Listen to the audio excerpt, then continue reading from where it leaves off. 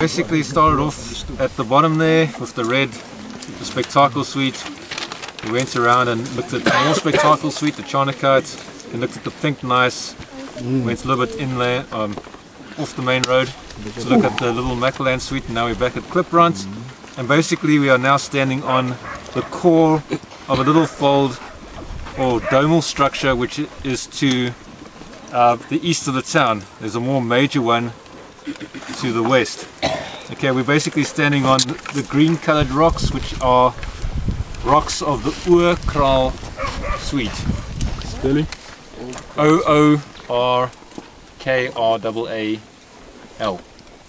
Kliprand. Meaning ear in Afrikaans. Okay, so these rocks form the core of this domal structure. And as you can see this time around that they are actually quite mafic. Okay, so these are two pyroxene granulites. In other words, they have both orthopyroxene and clinopyroxene in them. They're originally either basaltic lava flows or maybe doleritic sills, not quite clear or sure about that. The people who've mapped it. So originally you would have had something like hornblende, and that got metamorphosed to pyroxenes and plagioclase. Okay, in the granulite factories that we the grade that we are at. Yeah. And what are they different from the Charnakites?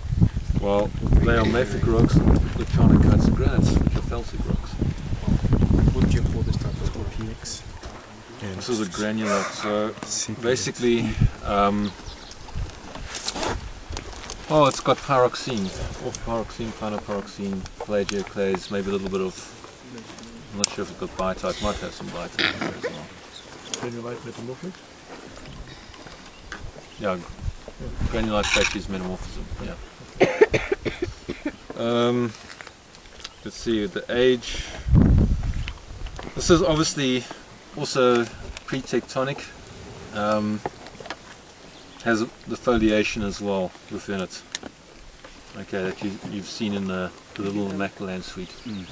The Kliprand Suite forms part of the supercrustal successions, or succession along with the Kamis. There. It's getting late. I don't understand the phenomenon. I have a problem with pre-tectonic rocks. Because to my understanding, when a rock is pre-tectonic, it means that it was there before tectonic events. So, but why though does not show any deformation relative to the tectonic that came after? Well, it should present some deformation in connection with the tectonic because it's there before. Yeah, well, like the pink gneiss was pre-tectonic, and you saw that foliation and lineation in it. That developed due to the deformation. The same with, well, the little Mackerland Suite is syntectonic. It basically intruded while the peak of deformation was occurring. Again, basically you've got that very strong penetrative foliation, and the algin developed because of that. And here again you're having this foliation coming through. You can even see it as you look at, well, the actual outcrop. Okay. Again, the east-west penetrative, the macrofoliation. Okay. So what you've seen throughout. As you mentioned up there, because you are in a domal structure, the dome is because of the fact that you have interference folding between F2 folds and the later F3 folds. So you're having this interference folding in the formation of this domal structure. Okay, but these rocks mostly form the core of that domal structure.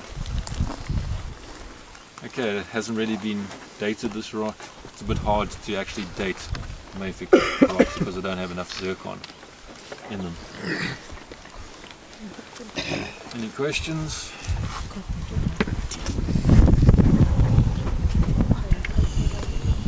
Everybody happy? You satisfied with the day? What they've seen?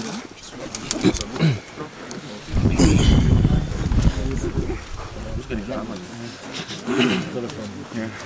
There is a bit of floggerpite in there, looks like a golden brown. That's a variety of biotite.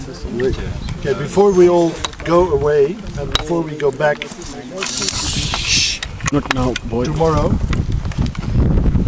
we'll take you into field areas. Now some people have been saying we should only hand in a field book. I said no, you must do a report. What we are going to do is you are going to demonstrate that you can do some mapping on your own. I'm not looking for a complete geological map anymore of the Kliprand dome. That was the idea originally, when we would have had a field day today and would have left late on Friday. Buses are coming to pick us up at 9 o'clock on Friday, the bus, so there is little that we can do on Friday. Now, you need to demonstrate that you can make an observation in the field, annotate that place that on your map adequately, interpret it and report on it.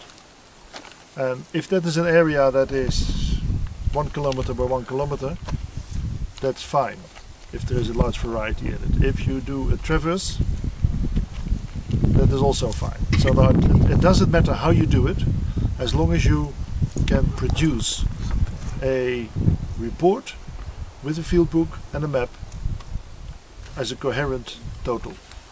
So I need to see how you have done the recording in the field book.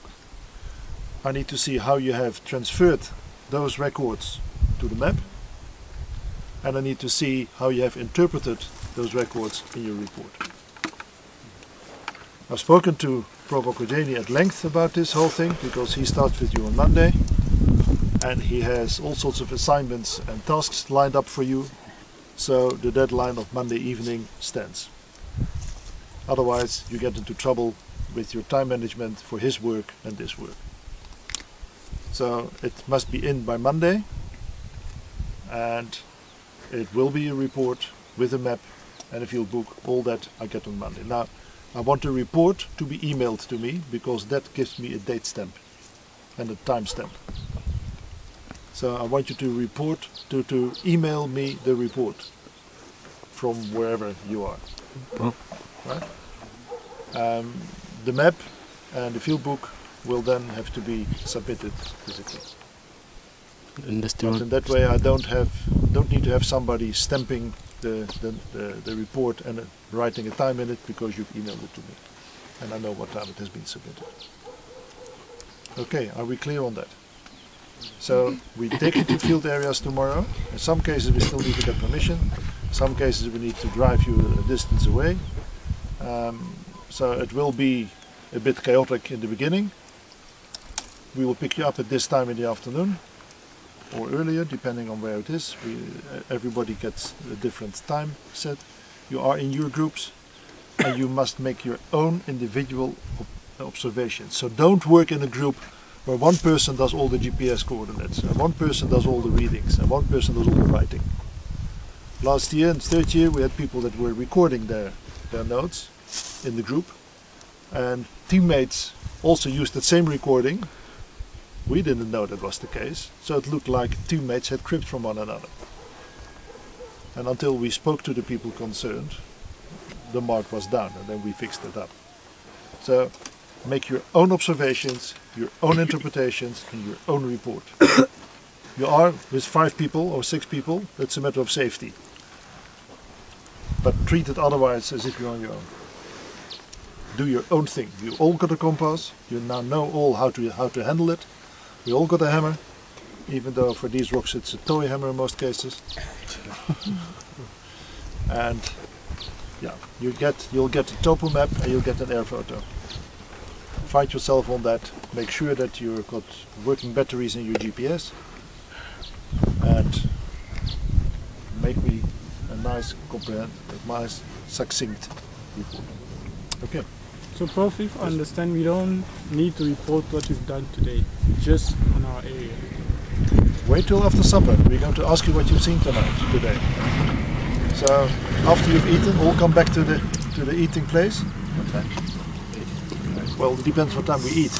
Maybe we should do it before we eat, because this trip took a bit longer than we expected. No, listen, this trip took longer than expected, so Mr. Mayor is only now taking the meat out of the freezer. So it might take a few hours before we eat. And it is probably better to get this work bit out of the way before. So let's just make the decision. We go there to the eating place now, and we ask you to report on it in groups. So groups 1 through to 8, stick your heads together while you walk back and decide what you have seen today. Don't go away. Sorry guys. Wait. I just wanted to defend you all. We were all together, we were not in groups. Right? So while we were doing, Dr. Bailey were taking us at, as the whole class, not as group. So we were not doing things in groups. So what we thought was, if we were taking in our own particular area, we can work as a group. We come to agreement that this is this, this is this, this is this. So what we were doing is we're just looking at what Dr. Bailey was telling us. We didn't Today, do any. yes. Yeah, today. Today. We didn't actually do any observation on our own. Yeah, but So That it would was be true. hard for us to report as a group that we saw this, we saw this. But So- if we go to report, have 40 people reporting, that's going to take hours. Mm. So I want to suggest that the groups come together, you compare notes, and that way you help each other. With the person who made better notes helps the person who had not so good notes, and you decide on a reporter.